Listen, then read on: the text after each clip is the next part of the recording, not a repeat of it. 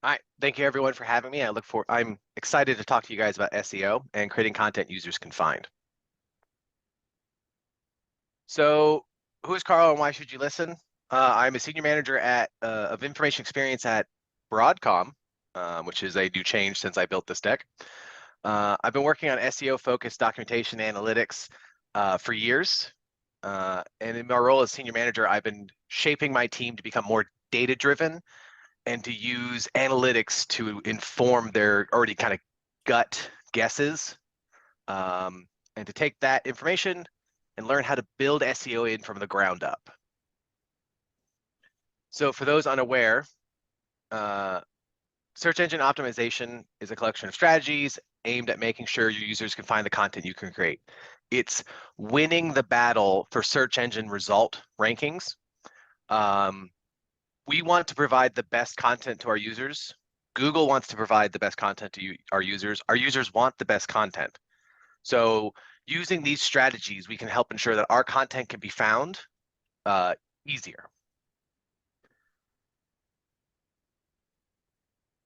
You might not be convinced, and I talk about Google a lot because everyone uses Google. Um, there are 99,000 searches per second on Google. That's 8.5 billion a day. It makes sense to focus on Google as they are the by far and away leader of the industry. And the rest of the search engines kind of follow along their best practices for SEO. So the main 4 points to make Google notice your content. Is your content relevant to the search the customer is making? If they're searching for potatoes, is your content about potatoes? Can Google crawl your content, right? Are you blocking it with on your robot file? Is it behind paywalls? If Google can't see your content, customers can't see your content. Do you have related links? Do you link to related content? And does related content link to you? If you have a marketing site, do they link to your doc site? And do you use your doc site link to the marketing site? And then finally, is your content mobile friendly? I know a lot of people kind of, well, we're not mobile friendly, but it's too complicated for someone to use on their phone. According to statcounter.com, 53% of worldwide Google searches come from mobile devices.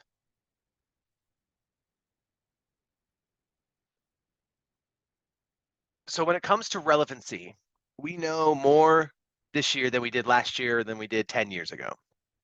So back in May of 2014, Google confirmed the long-held belief that EAT matters, which is experience. Sorry, no, it was expertise, authority, and trust. Then in December of 2022, they added experience. So to break these down, experience is, does the author have first-person experience with the topic? Have they done this before? Have they been to this restaurant? Have they made this recipe? Expertise is, does the author speak with expertise on the topic? Do they sound like they know what they're talking about, or do they sound like they're just quoting someone else or feeding content into an AI to write the topic? Authority. Are you an authority on the topic? Do you have the right to talk about something? And trust. Do you think the author is someone you can trust? So WEAT does not directly impact your page rankings. This is not, oh, I've got, a reviewer ranked my page as 100% trustworthy and authority and lots of expertise, so I'm going to be the #1 ranked. This review quality review guidelines that Google does, they pay these reviewers to go and look at websites and rate them on these 4 matrices. They are just a way for Google to test its algorithm, right? Because Google wants to serve the best content. It wants to serve the quality content. And so if the page rankers or the reviewers are looking at it and saying, this is quality content, but your Google search does not provide the quality content, Google will tweak its algorithm to provide that quality content. So Google has said multiple times, WAT does not directly affect your page ranking, but well-reviewed quality content is what they want to rank the highest. So if you write your content to be this quality, the algorithm should grab it and rank it higher. So that's kind of our guiding principle in all this, is trying to find what the algorithm wants to put up without keyword stuffing or manipulating the SEO. All right, so that was a lot of like background stuff, and there is more that I have not gone into. When you talk about SEO, like in the back end, there's a whole world of changes we can do, but I'm talking just about what you as a writer can do when you're authoring your content. You might not be convinced though, so let me walk you through this case study, a rebranding case study. A few years, more than a few years ago now, we rebranded our product AirWatch to Workspace ONE UEM. And we were getting complaints from our users that they couldn't find our content, specifically that they couldn't find our release notes. And I, know that we write really good release notes, and I want our customers to see them, so we dug in. So even though the rebranding had happened a couple years before this point, it had been a while, when we looked, we found that our customers were still searching for AirWatch, right? Our legacy AirWatch content that we were still providing that hadn't been rebranded was vastly outperforming our new current content that was labeled Workspace ONE UEM. This chart you see on the screen is from Answer the Public, which is a website that gathers up all of the queries made in different search engines and lets you kind of analyze what those queries are asking. So you can see here that all of the queries were about AirWatch, very few were about Workspace ONE UEM. But this is just one website. So we went into the Google Search Console, which is a tool Google provides. If you own a domain, you can configure it to get an understanding of how Google serves your content, your domain, in the search rankings. So what we saw was more of the same pattern. AirWatch had the vast majority of impressions, or amount of times it pops up in a search result page. So how do we fix this problem? Well, we were lucky. We can use this AirWatch obsession to our advantage. When I said we rebranded to Workspace ONE UEM, what I really meant is we rebranded to VMware Workspace ONE UEM powered by AirWatch. That giant string of a product name had AirWatch in it. So what we did is we went to our release notes and we slapped in the full product name. So we had that powered by AirWatch. Added that to the title, the kind of product name customers are looking for. And as I'll explain in more detail later, when we focused on adding this into the titles and short descriptions, we solved our problem. So did it work? Well, customers think our pages are more relevant. We saw a 39% increase in page views. We were more noticeable with a 2,189% increase in impressions. More customers visited our release notes with a 707% increase in clicks. So simply by adding the full product name to our release notes, we greatly increased our presence in Google search results and customers could find our content again. So let's get into how you can easily bake SEO in from the start. You need to think about SEO while crafting your content. It is much easier to include these strategies from the ground up than to go back and fix the problem. So what are the big three items, right? Any good talk will give you three key tips. Well, it's titles and short descriptions. They got to be relevant. You got to author your content in clear and plain language, and you need to reduce the amount of redundant content cluttering your search results. So let's dig into the first one. Why do you need to worry about titles and short descriptions? Because Google and your customers judge a book by its cover. The search results show the title in the short description on that page. It's how users make a decision on what content to click. They're reading the title, they're reading the little short description that pops up and going, is this answering my question? I think it might, and they click it, right? So the better the title and short description, the easier time your users have finding your content. This quote I like from David Ogilvy. He's the kind of father of SEO. 5 times as many people read your headline as the body copy. When you've written your headline, you've spent 80 cents out of your dollar.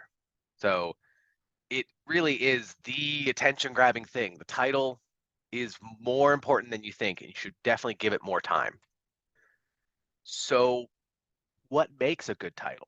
Well, jargon and doublespeak are not engaging content. It's too easy for writers to adapt to the language of power users and developers and leave the common user behind. So first, write your titles with clear, plain language that users understand.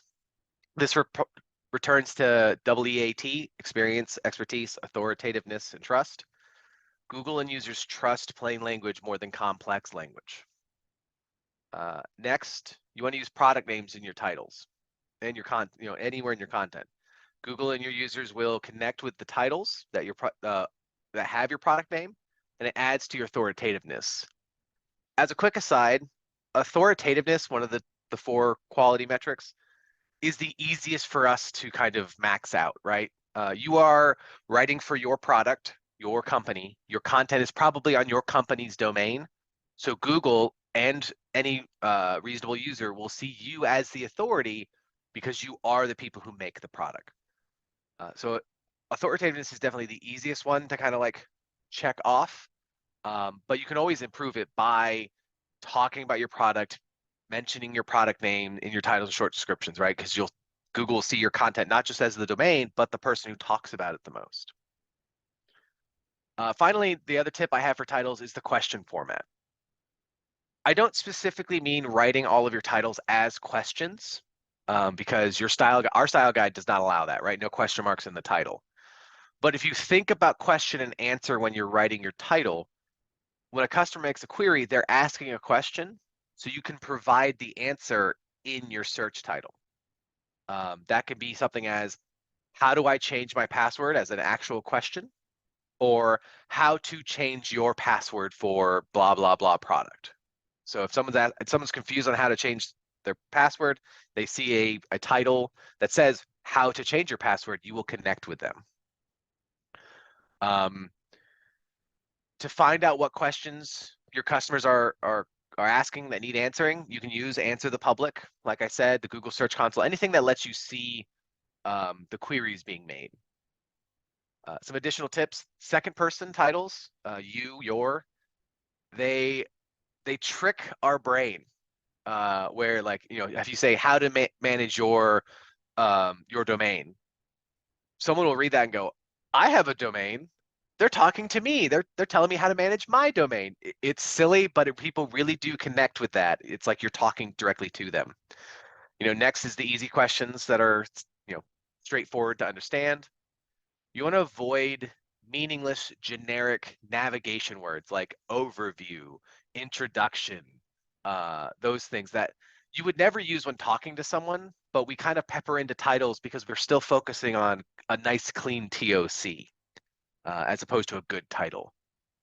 As a quick aside, in my findings, most customers do not use your TOC. Some numbers I'm not supposed to share. We found that only 18% of our users to docs.vmware.com engage with our TOC, our side navigation. The majority of them go from Google, click a link, go back to Google, click a link, go back to Google. They don't navigate with our stuff. So if you're writing your titles for a good TOC, you're doing yourself and your customers a disservice. Final tip on titles: you want to keep the length between 55 and 60 characters. Any more and Google will truncate it. So if you have to have a long title, make sure the important stuff is before that 55 to 60 character limit so that it shows up in the search engine results page. So we're gonna do a little exercise. I wanna get you guys thinking on this. Here is an example of search results for the query learn to sew.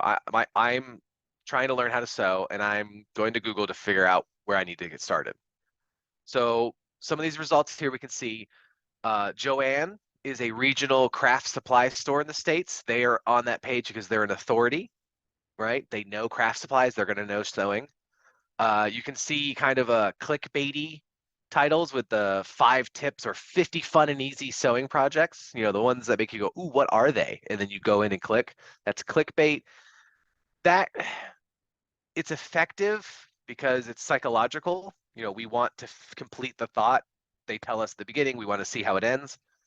Google doesn't like it, and they keep trying to tamp down on those titles being successful, and people who write the titles keep trying to kind of game the algorithm. So it's a continuing battle. I definitely do not recommend writing that. Your users will see it as tacky or in poor taste. Google doesn't like it. Don't write clickbait. Write good, solid titles. And to kind of let you guys know, I tricked you. This does not have the #1 result. This is the #1 result. Sewing for beginners, everything you need to learn to sew. It has clear, plain language. There's nothing jargony in there. The product, Sewing for Beginners, is in the title. It answers the question, how do I learn to sew? And it's telling you, look, everything you need to learn to sew is here. So it's enticing me to click it. That's titles. The next kind of important part in the search engine result page are the short descriptions. As previously mentioned, short descriptions help your users learn more about the content before clicking it in the search engine result page. And you want your descriptions to be brief, clear, and engaging. You want to use for clear language and product names for EEAT.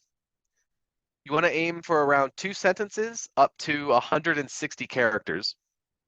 Any more, and Google will truncate it. So just to repeat, that's 160 characters. And in those 2 sentences, you want to clearly explain what the topic will cover and why someone should read the topic. Another great way of writing these things is to use that second person to continue to talk about answering the question. That's what kind of defines a good short description. So if we look at the example of our winning search result, that short description says, are you trying to learn to sew and looking for lessons on sewing for beginners? Here's everything you need to know to get started. It's got the second person, it's talking to you directly. It's got engaging language, right? It's talking to you just like you would to your friend, and it's not talking to you like a product or a sales pitch. And it asks a question, right? Are you trying to learn to sew? And then in the second sentence, it tells you why you should click it. Here's everything you need to know to get started, right? So when I'm looking at the search results, I can see this is talking to beginners, that's me, and it's telling me everything I need. That's a great site. I want to click it and see what it's got. So that's short descriptions, right? The 2 sentences, first sentence, what the topic is about, second sentence, why you should click the topic.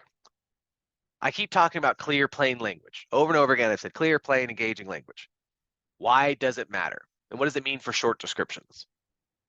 Well, Google prioritizes clear language over synonyms and keywords and jargon. It's great because users want clear language over synonyms and keywords and jargon.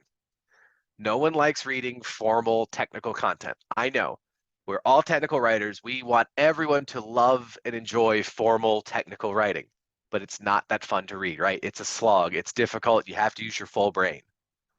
Well, if no one likes reading it, why do we write our content that way? We know that casual language is easier to understand. It's more engaging. People connect with it better. So we should write that way. And Google prefers it, right? They see it as more trustworthy, increasing that trust, which is the #1 quality that matters. If you're not trusted, you're not being ranked well. So all of this means to avoid buzzwords, generic buzzwords, clickbait. Not even Google likes to hear buzzwords. We gotta get rid of them. So finally, when we're talking about language and content, you need to balance your content size.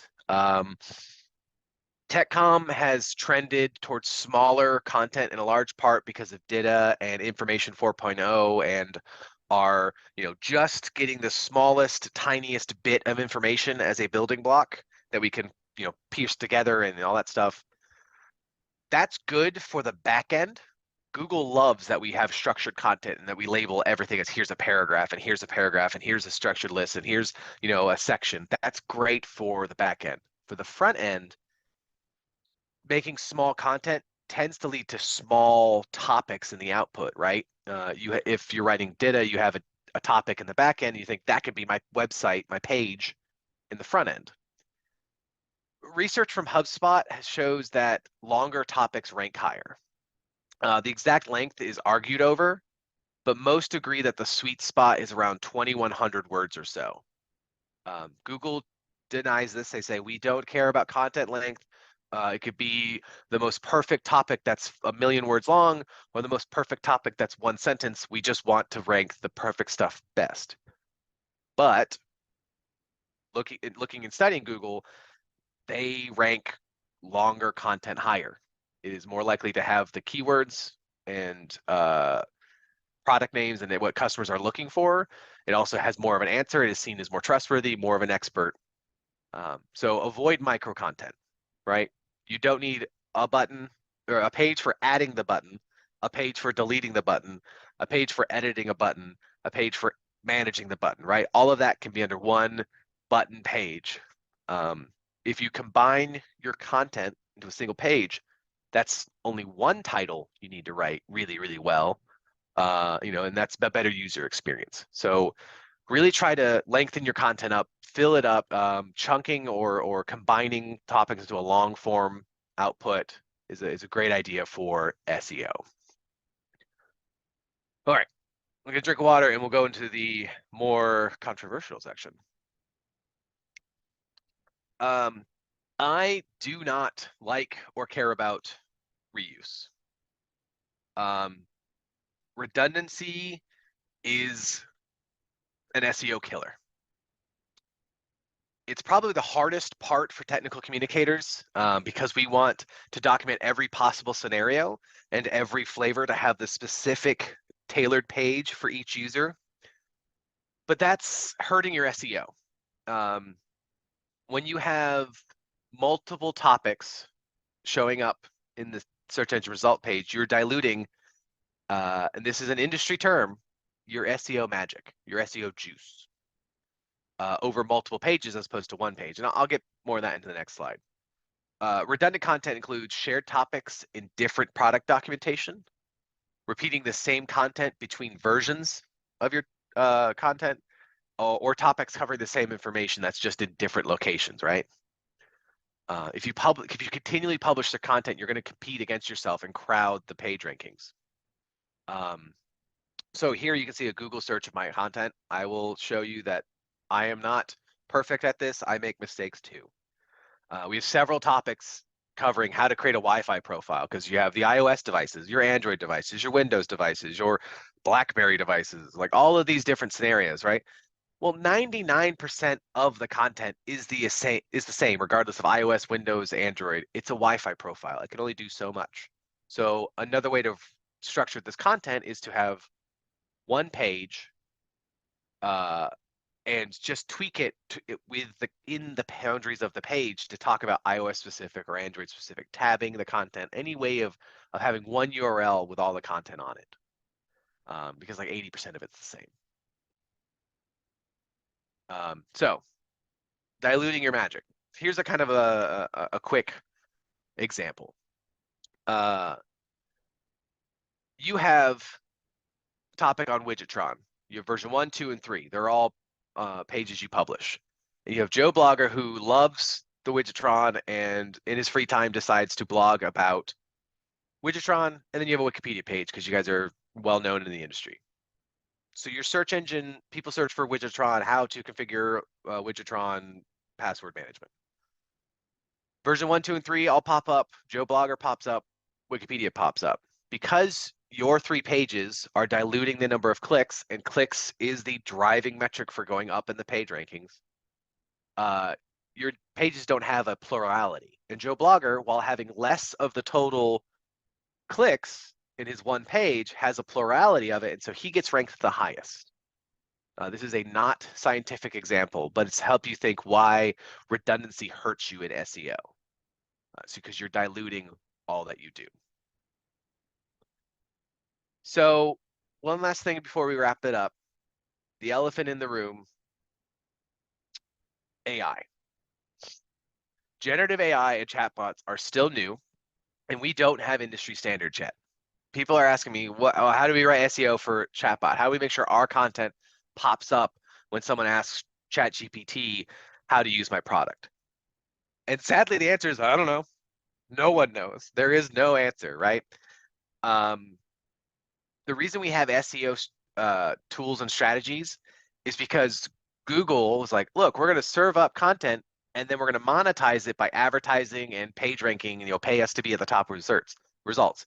So they had to create a way of controlling the search engine results and for us to be able to control that. Until someone finds a way to monetize ChatGPT results into advertising and figuring out how to make money of learning, we're not going to have those tools and strategies. But there are some things we can do to better handle SEO for robots. You need to improve your backend. You need to add schema markup, which is, you can Google it, the schema org. It's an open source or what am I looking for? It's an industry standard. You can mark up, you basically label like every section of your code as this handles this handles this of your content. This is content about this is content about that. And you're aiming for featured snippets. If you've ever Googled like how to change the blinker in my car, and you put in your specific car, and the step-by-step pops up in the search result, that's called a zero-click result or a featured snippet. Google and the other search engines are starting to pull answers directly into the search engine result page from your content, and that's kind of the MVP, the Super Bowl, the holy grail of SEO. If you're a featured snippet, you are winning that query. The same back-end metrics, schema, markup, properly structuring your content with bulleted lists and sections and subtitles and subheadings. That allows Google and the chatbots to read each section and pull out exactly what it wants from your content. So that will help point the chatbot to the exact content it should be consuming and answering, regurgitating, or citing when it sources its answers. So to kind of wrap that up into more actual items, you want to add schema to your backend, and you want to make sure your content has clear headings, subheadings, short descriptions, bulleted number lists, and so on. The more structured your content gets, the easier for a machine to read it. So, conclusion. Write it clear, quality titles and short descriptions. Write it plain, casual, engaging language, and write it once. Reduce redundancy. Some industry tools that I've used for this: Google Analytics, Google Search Console. I will give the same warning that I give anytime I'm talking to a European audience. Google Analytics is not GDPR compliant outside of the box. You can make changes to it, how you deploy it. There's a lot of documentation for it, but it is not what I recommend. There are thousands of web analytics tools that are GDPR compliant. You can find them online. Google's the one I always recommend because it's the easiest, but you guys have privacy rights. I'm an American. We don't know what that is. So we just use Google Analytics. The Google Search Console follows the same, and then Answer the Public, as I mentioned. But the one benefit of SEO being such a money-making tool in other areas of internet content creation is there are a lot of tools for you to get. BrightEdge, BrightEdge, all the web analytics, anything. You can find the tools to help you get a better understanding of your content consumption. Here are my sources, and thank you. I left that QR code in. Don't scan that, it's for another conference. But yeah, I'm happy to take any questions.